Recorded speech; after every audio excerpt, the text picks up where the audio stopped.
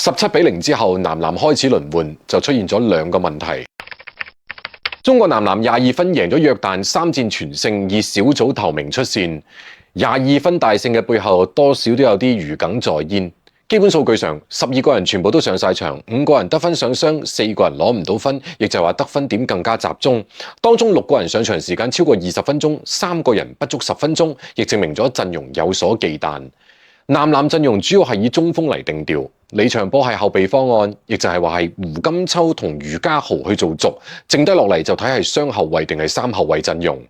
正選陣容磨合得比較好，狀態好。咁胡明軒同趙睿有默契，以及結合內線胡金秋同黃俊傑，進攻流暢度仲係可以嘅。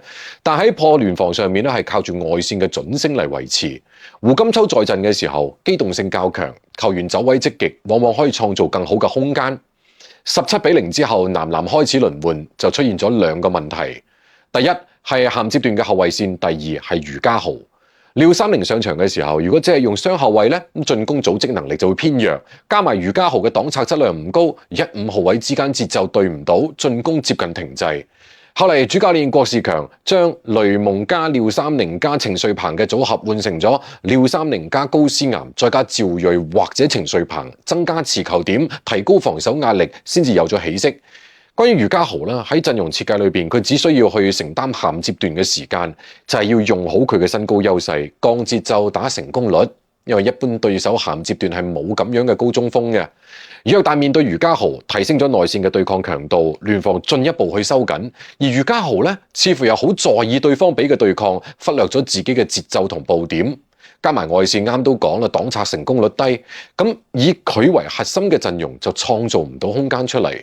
反觀約旦擋拆質量就好高，佢哋利用擋拆幫達卡去製造內線空間，利用擋拆等持球人直接面對余家豪發揮腳步優勢，利用擋拆製造空切機會。上半場最後15秒嘅防守回合，郭指導換李長波去頂替余家豪，佢就係呢個原因。不過值得一提嘅就係朱俊龍被安排去防守達卡嘅某一啲回合仲係唔錯，如果可以結合埋後衛去分段防，咁效果可以更好。始終約旦嘅陣容深度有限，可以打嘅人亦都唔多。余家豪嘅腳步，任何對手都會捉，關鍵佢仲要睇自己嘅心態同節奏。